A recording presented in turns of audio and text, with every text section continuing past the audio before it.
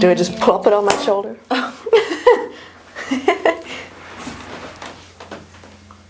Would you like one in your face or on your shoulder? I mean, I think it's fine like that. I can just like sit up and not be like Yeah. slouchy. It'll keep you not help. All slouchy. All right. Oh, actually, wait, hold on. Let's see. And then just getting a beer. The cream soda. The cream soda! The one cream soda. The singular cream soda. Well, what if you hate it? Oh, I hope I won't hate it. I hope you won't hate it. Bente's never had cream soda, so we're gonna start this off with giving them a cream soda for the first time ever with this adorable little opener that I love. Cute! Yeah. If I can open it, like I'm not a heathen. Oh my god. Also, wait, you have to look at this cute little... I don't know if it'll fit. Yeah, right. I have to Shove hide- your ass in front of my face. I have to hide their I'm not face. mad about that. Okay, here you go. Oh god. Cremoladi.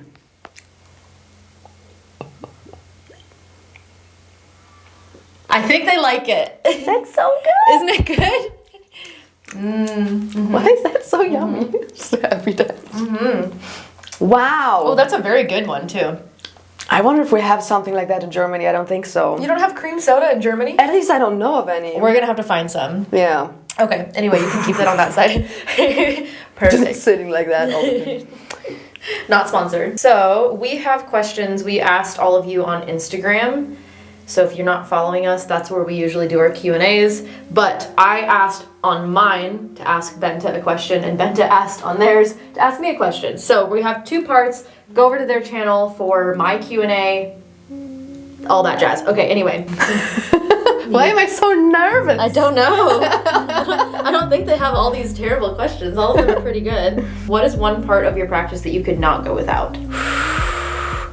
Like a tool or a practice? That's the question. Just one part of your practice. So I suppose either. My voice and my breath? Yeah.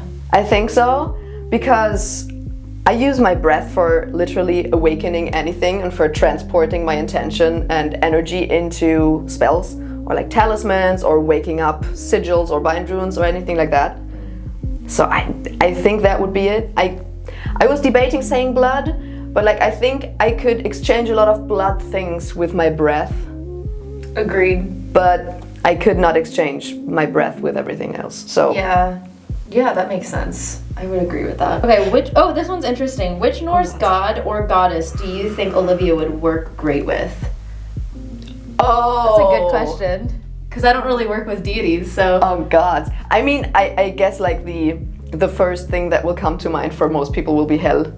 Because, I mean, she is an underworld goddess, but that's kind of basic. Yeah, give me something that's not basic. Okay, let me think. Maybe Skadi. She's a giantess who lives alone in the mountains. She got her deity status basically because her dad was killed by the Aesir, by the gods, and she basically went to them being like, fuck that, you will like repay me for that, for like killing my dad, and got her deity status through that. Also, through that achieved to marry one of the gods. But turns out they did not get along, so she was like, fuck it, I will move back to the mountains. And she's like a hunter and everything like that, so she's very powerful and just like a very strong woman, basically, like doing her thing and fuck what everyone else thinks. And that's what a lot of people align with when they work with her.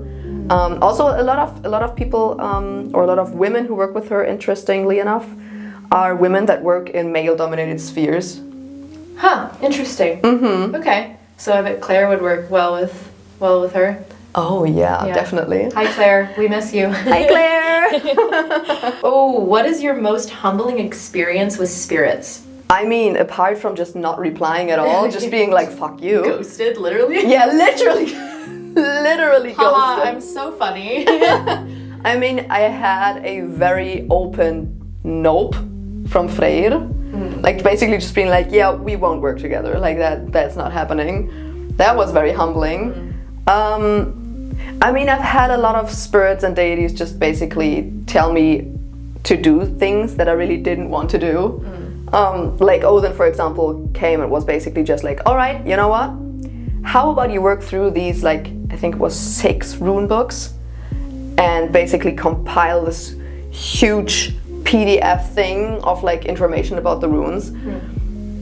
That sounds terrible. Yeah, basically being like, you will not read any other books until you've done that. And I was just like, oh no. I think it's interesting that, you know, like in the old books and grimoires, it's always like when you ask deities or spirits for something or like what they want from you, sometimes it gets like real fucked up and dark. And it's like you don't really hear about that very often anymore, and I wonder why that is. Like I wonder, I mean, like I've definitely had spirits ask and I'm like, yeah, no, but like I'm curious if that's just something that spirits ask less of because we're less willing, or because like or maybe you just don't hear about it. Like I'm just curious of like why you don't hear about that. Maybe anymore. we're just misinterpreting a lot. Possibly, yeah, because I mean, like, if you think about it too, of like all this like love and light type of thing, especially in the community where it's like Hecate or like the spirits that are very intense. Like a lot of the time, I hear people be like, "Oh, Hecate is like a loving, like kind," and I'm like, that was not my experience. Like it was like mean mommy energy for sure. Like yes, she cared, but like not in like a gentle, like sweet way, like motherly way. Yeah. So I've always been like, maybe she just doesn't treat me like that. I don't know, or like whatever. But maybe she knows you can handle it. Yeah, possibly. But also, it's like I find it weird for somebody like Hecate to work with somebody in a gentle way because that's just not her nature, in my opinion. So. I don't know, like that's just a thought that I could go. That has been also kind of my experience with Freya. A lot of people will be like, "Oh, Freya, she's like gentle and motherly and goddess of love and beauty and things like that," and I'm just like, I mean, to me, she's more of a like very fierce, independent woman type. Like, and if you fuck something up, she will let you know. So I don't know. I don't really get a lot of that lovey-dovey feeling from her. Yeah, maybe it's just us. Maybe we're just fucked up. Yeah, they're like the traumatized ones. Be mean to them. But that's exactly why every time I get a message or something, I will confirm that message. I will be like, okay, I'm interpreting, for example, tarot cards. I will be like, okay, I interpret these tarot cards in this way. Is that correct? And then I will take like one card that's yes or no. And I've had that happen a lot of times, even just this morning, where it was like, yeah, no, that is not what I was meaning. Okay, so, yeah, like it's good to confirm, but I'm always just curious because, you know, like some very intense spirits, people are like, oh, it's just so gentle and kind and beautiful, and I'm like, that is not my experience whatsoever. But I mean, you know, kind of like nature, the ocean, it's like, oh, it's so beautiful and peaceful, but then like there's other days that it's like, no, it's not. Oh yeah, Reynisfjara. Yeah, totally. The sneaker wave pulling you off your feet. Oh, I like this one. Have you ever seen a troll? No. Not even me in the mornings? What are your go-to daily practices that help you when you're in a witchcraft slump? None.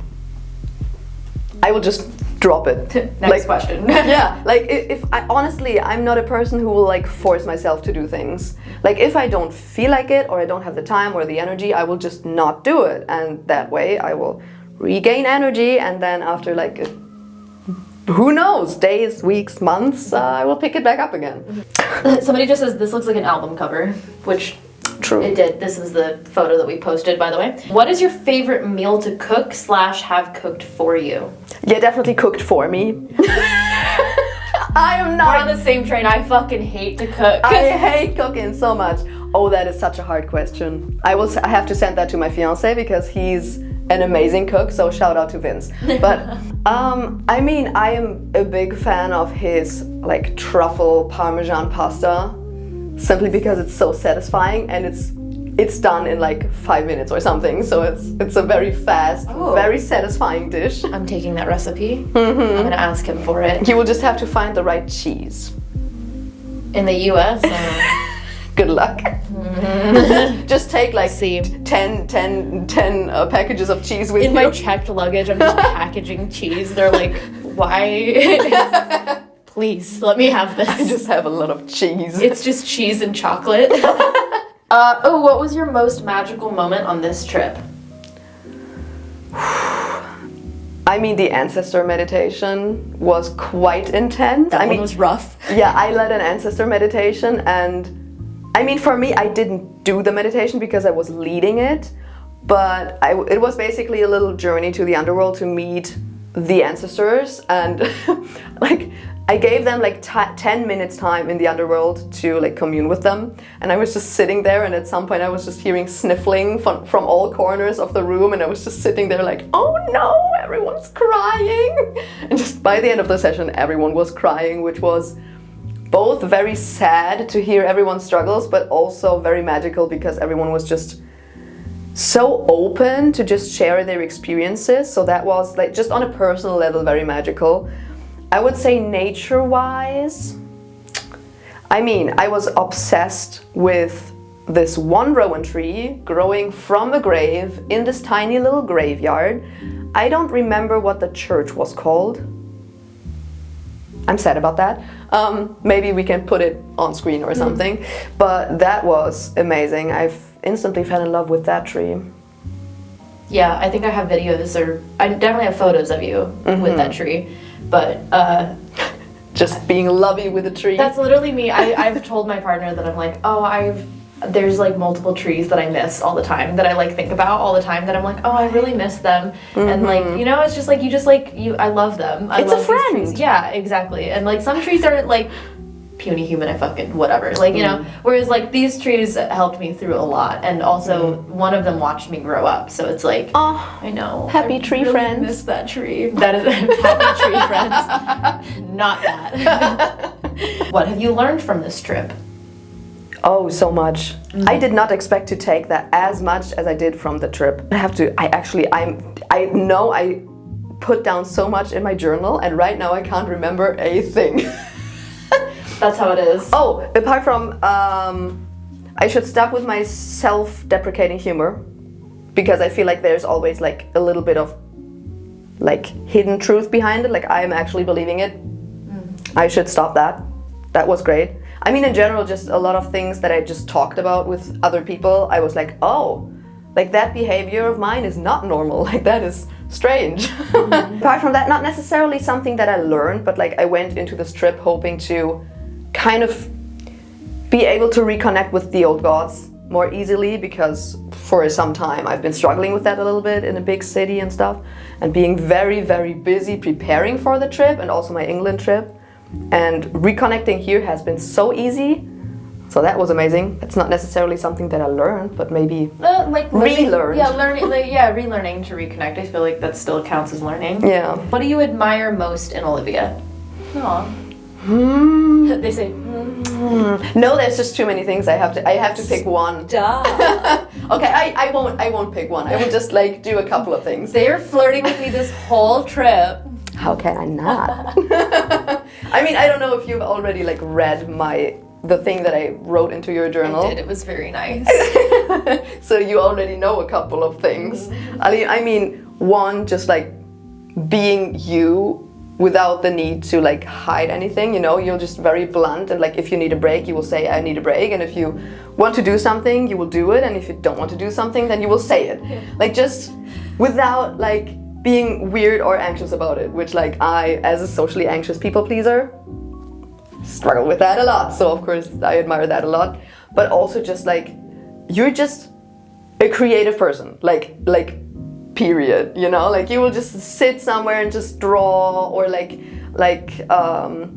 instantly sit down and like edit photos and edit videos and be like, oh, I found this music and this is inspiring me to do this or that, and it's just like, you're just a all throughout creative person. Or am I a workaholic? No, you're just a creative person. Honestly, I think you just see life through a very creative lens. Oh, I appreciate that. And I like that. Thank you. That's very sweet. What part of your Norse practice still to this day amazes you? Ooh. I mean, how much it feels like home, I would say, because like when I started becoming a Norse pagan, that already felt like coming home a little bit, but then also going into the folk magic of my Scandinavian ancestors, that was even more like coming home, and like recently just putting it all together just has felt very much like just being home in my practice, and I really like that. It doesn't feel like forcing anything. It just feels like, okay, this is what I was meant to do in the first place. I think that's how you know you have your practice that's like fitting, was when like it feels like, oh, this makes sense, this is comfortable, this is home, and not something that's like what, like you're forcing something. Yeah exactly. That's just an amazing feeling. Like it's just, I don't know, I've been going through like 8 years of things that did not feel correct, but now I'm like, okay, now I'm finally where I'm supposed to be. Yeah, I think it takes a little bit to like figure it out, to like feel out where you're going. Yeah, definitely. Can Norse and Greek gods / pantheons be friends or work together in one's practice? I would say yes. Why not? Yeah, I wouldn't know. I mean, people have been syncretizing a lot. I mean, if, for example, like Scandinavian folk magic is full of just Christian plus the old gods syncretization. So I mean, if that works, why shouldn't you be able to work with Greek gods and goddesses and Nordic gods and goddesses at the same time? Like I'm a person, I think it's called an omnist. I believe in all of them, but I just choose to work with the Nordic pantheon because that just feels right for me. But I don't have a problem when people mix. Like, why not? As long as the individual gods and goddesses are okay with that. Like, if you want to share an altar, for example, make sure that the gods and goddesses are okay with that. Otherwise, that could be a struggle. Yeah. No, small tangent, not tangent, but like story, I guess, of like there's multiple instances where I have seen, most of the time, either new practitioners or people who don't practice, who don't really know, will have like statues of certain, spirits or deities or whatever, and they'll put them together, and it's like, even if they're not working with them, like it could be in a closet and they just like stick them together and they just do not like each other, and it's like they don't want to share space, so it's like there was like things happening in the house, like everything, like they were clearly very unhappy, and all I had to do was like give them their separate space. Oh no. So it's like, I mean, I think you'll know, like especially if you're a practitioner, I think you'll like put it together, and even if you have this inkling of like, I don't know if that feels right, like just move it away. Yeah, it's just better to just not, instead of like, unless there's like, oh, this works like fine, whatever, but like there's an inkling of like, like just don't. Yeah, and if you are already at a stage where you're directly communicating with them, just ask. Right, yeah. Like a lot of the times I will get questions like, is it okay to do this and that? And just ask them. Yeah, just pull out tarot cards or whatever divination that you use and just ask. Exactly. What is your favorite daily practice as of late? I've been finally getting back to daily meditations. I mean, now on this trip, of course, not as much, but when I was still at home, I did that. And just like, I don't do that many really daily things. I think the only really daily things I do are meditation, at least I'm trying that, and like simple offerings of water to my ancestors. I think that's the only thing that I really do daily. Other things are maybe like weekly on a maybe a monthly basis or something like that, but that's the only really daily thing I do. Somebody just asked, what do you do for a living? I am an Android app developer. Code monkey. Very not witchy. What is your favorite herb to work with in spellwork? Shit. I know, I was like, whoever asked that question, I hate you. That's a hard question. Oh, fuck. I'm a very, I would always say I'm a maybe Nordic folk practitioner with a lot of green magic. I do a lot of herbal stuff, so I'm like, which will I choose? Choose between your children. Shit. Yeah, that is what it feels like. Choose your favorite of your 3 cats. Yeah, you're like... I mean, mugwort is a classic, I would guess. But rowan and oak and yarrow. Just all of them. All of them? All of them. Yeah, I try to mainly work with plants that are native in my area. And that feels very good. Yeah, it does. As a local practitioner myself. Yeah. Would you rather be, this is from Ilan, would you rather be a sheep in Iceland or a wallaby in Australia? A sheep in Iceland, I think. I think they have a great time. They have so much space. That's true. Nobody's bothering them, and there are no animals that could do harm to them. That's true. Because polar foxes are too small, and that's the only predator. Yeah. So, I think a sheep has a great time in Iceland. Yeah, you just chill in these beautiful landscapes, eating grass all day, like being cute. Being like, awed by all of the tourists. Yeah, I know. Getting daily offerings of I know. And looking like you got a BBL the whole entire time. Oh yeah, the fluffy butts. Fluffy butts. Little fluffy butt. How do you do the little details under your eyes? Which product? Like that. Yeah. Funny that I have that on right now. Yeah, I mean, it's some random waterproof eyeliner. I don't remember the brand even. I think it's probably either Catrice or Essence. I don't know if you have those over in the US. I've never heard of them before. Yeah, they're pretty low budget brands, but they're completely cruelty free. Oh, I like that. So, yeah. Somebody says, how long did it take you to figure out your style? Because holy shit, with a bunch of stars, smiley, heart eye emojis. I mean, I would guess like 26 years or something. I mean, I've gone through a lot of different phases. I was an emo once, like I did that. I was a very hippie 13-year-old. I did a lot of different kinds of things. But I guess it was only when I really realized that I'm non-binary that I've really dove into all of that more fancy kind of stuff. The suits. I love a good suit, which so I am very much not fancy today because I didn't bring any cool clothes to Iceland. That's okay. Because warmth is more important here. What is the most fulfilling thing to you about your craft? That is such a hard question. I mean, apart from the fact that I feel like I've come home. Oh, that's really sweet. I mean, like, Right? yeah, I think that's a big space to fill. Yeah, exactly. And I guess just the confirmation, I will just say it like that, the confirmation that there is more to this world than just what we can see with our physical eyes. Because I've always been like, okay, there's more to it, but as a German, I've always been told like, yeah, no, there's only what we can prove with science, and there's not more than that. And I've always looked for a confirmation, and now like being able to even just commune with the spirits by myself and with deities and stuff, I'm just getting the confirmation over and over again through signs that, okay, well, I'm not just making this up. Yeah. This feeling that I've had my entire life. Could beginner books for Norse practitioners non-racist?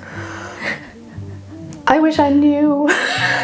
Like so many authors are very problematic. It's very upsetting. Yeah, I mean, I can say any books by Ryan Smith, like the Way of Fire and Ice. That's a great beginner's book, I would say. That's the only thing I would really recommend. If you're into runes, then Call of the Runes by Walter McRory. Oh yeah, that one was a good one. Oh, it's so good. Yeah. Oh, I was so happy to finally find a book by someone who knows their shit and is not problematic. Yeah. And who self-published it too. I loved that. I like that people can self-publish now. Because then I think we're seeing so many more things pop up that we wouldn't be able to see because publishers are kind of gatekeepers. Oh yeah. Like that's why all of the beginner books are the fucking same, because they know what sells and they think if all of them are the same, then it's just gonna sell, which like it kind of works, unfortunately. But like that's why everything's the same. I bet if he hadn't self-published, the book would be much more fluffy. Yeah, there's not and much more like, oh, maybe bring like astrology into it, or like things like that just don't make sense. Right. Oh, that's such a pet peeve of mine. Ooh, trying to squash together systems that don't have nothing to do with each other, like runes and chakras, or runes and astrology. It's just like, you don't have to force systems together. right. There's no need for that. Yeah, there really isn't. Sarah says, did you watch Legally Blonde? Not yet. Not yet, but we watched Mamma Mia. Yeah, and I've never seen Mamma Mia. And afterwards we watched Dexter, which that escalated quickly from Mamma Mia to Dexter. I needed a palate cleanse. But they've never seen Dexter, so I wanted to make sure that they saw Dexter. And I was hooked, so we instantly watched like 4 or 5 episodes. And then, whoops. Today probably we're going to watch Legally Blonde because they've never seen Legally Blonde. So yeah, but soon. Let's see, are you interested in working in graveyards? If not, why? For years I've loved your videos and your shops. Oh, thank you. Rip my shop. My shop is in the graveyard. I mean, to be fair, I'm on my local cemetery a lot, simply because it's the biggest nature space that I have around. So I'm doing a lot of there already, but it's more of communication with the spirits there, giving them offerings, things like that, and maybe like learning things from them. But I haven't done spells there or anything like that, in case that was the question, simply because I would feel very awkward if someone walked by, because that cemetery it's kind of a mixture of a park and a cemetery, so people actually go there to ride their bike or to go for a run or just to have a stroll. So a lot of people might come by if I would do actual workings there. I would feel a little bit awkward about that. Take you out of it a little bit. Yeah, exactly. So no spells or anything, but like I will like collect graveyard dirt from there, or like I will harvest there a lot of the times. Like most of the foraging that I do will be on there, because I know, 1, no pesticides, 2, no dogs. Like no dog pee on my plants. That's great. That is great. Where do you feel the most magical? Panic. Oof, yeah, instant panic. I don't know. I mean, I feel very magical in Iceland, I have to admit. Simply because it's so easy to connect to the spirits here. It is, yeah. They're so easy to perceive. It's like just an instant, and you will get instant feedback. They're very easygoing here. Like, in communication-wise, not in general, but like, they're very easygoing, so yeah. But I also feel very magical on cemeteries. I have to say, I like them. I like a good cemetery. Spirits are rampant. Yeah, exactly. Yeah. Especially as someone who lives in a big city, sometimes it can feel a little bit empty, because I mean, yeah, sure, there are local spirits, but they aren't really that into being worked with most of the time. So. When I guess the basic answer would be whenever I'm out in nature, like undisturbed nature, which doesn't happen often, sadly. Yeah. Okay, last question. Can you use a hat or a beanie to veil? Sure, of course. Anything you put on your hat can be used for veiling. That's it. Those are the questions. That was an easy one, finally. So we hit our time limit. But that's the video, and so if you want to see the Q&A where Bente asks me your questions, head over to their channel. I'll link it in all the places that, things are usually linked, wherever people are pointing. But yeah, thanks for watching, and I will see you in the next one. As always, may your gods treat you as you've treated others, and stay curious, because you never know who you might meet or what you might find. Bye!